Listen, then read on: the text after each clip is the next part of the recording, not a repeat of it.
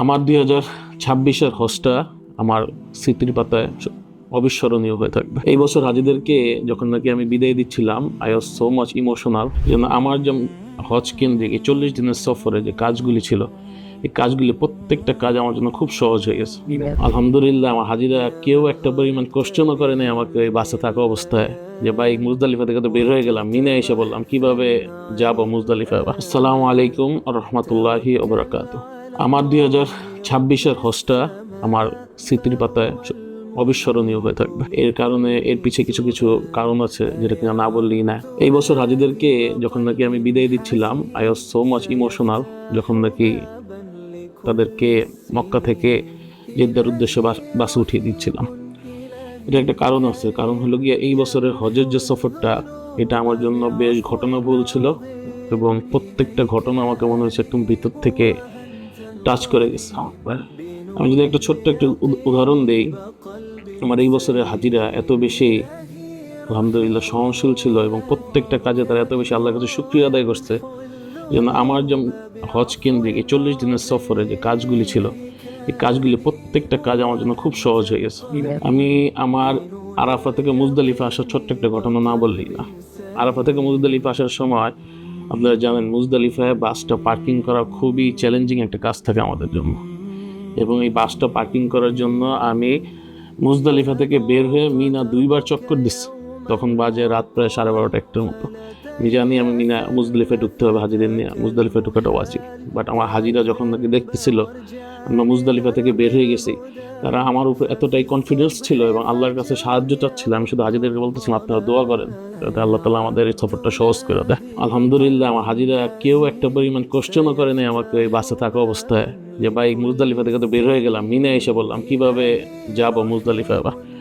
আল্লাহ তাআলা দেখেন 1:30টার দিকে আল্লাহ তাআলা যে সর্বোত্তম পরিকল্পনাকারী, তো মুজদালিফায় বাস যেখানে পার্কিং করছে এর পাশেই আমাদের হাজিরা অবস্থান করছে। 1:30টা বাজে আল্লাহ তাআলা পুলিশের মন মিজাজ করে দিছে, ভালো করে দিতে বলছে এদিক দিয়ে ঢুকে পুলিশ নিজে আমার বাস পার্কিং করে দিছে এবং বলছে তোমার হাজি এখানে রাখো, তুমি সকালবেলা ফজরের নামাজ পড়া উকুফ আদায় করে আবার ওই বাসে করে আমরা আলহামদুলিল্লাহ আজিজিয়া আমাদের বাসায় এসে বসছি। এইটা ছিল আমার জন্য একদম চোখে দেখা আমার হাজিরা যে শুকরিয়া আদায় করতেছে এবং আল্লাহ তাআলা যে এই জন্য আমার কাজগুলি সহজ করে দিতেছে। এই বছর আমার আমিন ট্রাভেলসের হাজিদের প্রতি আমি এতটাই কৃতজ্ঞ যেটা ভাষায় প্রকাশ করা যাবে না। এবং আমি আমার হাজিদেরকেও বলছি, আমার এই বছর বারবার মনে আসছে এই জিনিসটা যে দেখেন আপনারা যেইভাবে আমার কাজকে সহজ করে দিচ্ছেন আল্লাহর কাছে শুকরিয়া আদায় করার মাধ্যমে, এইটা যদি আমি সারাদিন আল্লাহর কাছে সিজদা পড়ে থাকি তাও মনে হয় আমার শুকরিয়া আদায় কম হয়ে যাবে।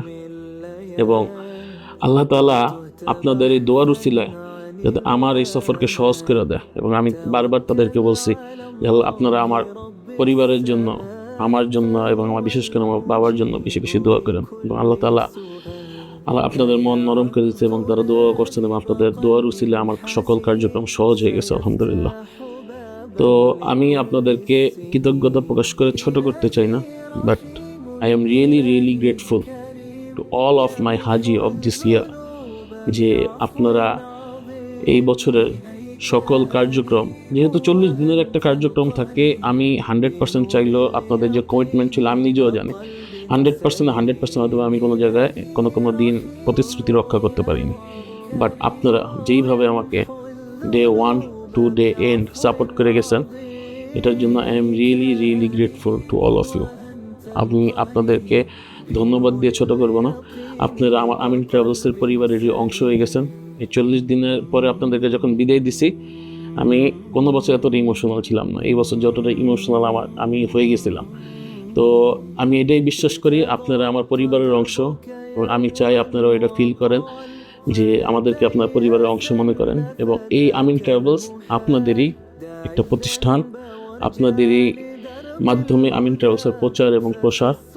আমি জানি আপনারা দোয়া করলে আমিন ট্রাভেলস ইনশাআল্লাহ এবং আল্লাহ চাইলে আমিন ট্রাভেলস ধীরে ধীরে হাজিদের খেদমতে নিজেকে আরও বেশি নিয়োজিত করবে। এবং আমি চাই আপনাদের দোয়ার মাধ্যমে আমার প্রতিষ্ঠানে আরও বেশি বারাকা এবং কল্যাণ নিয়ে আসুন। আসসালামু আলাইকুম ওয়া রাহমাতুল্লাহি ওয়া বারাকাতুহু। Hajj with Amin.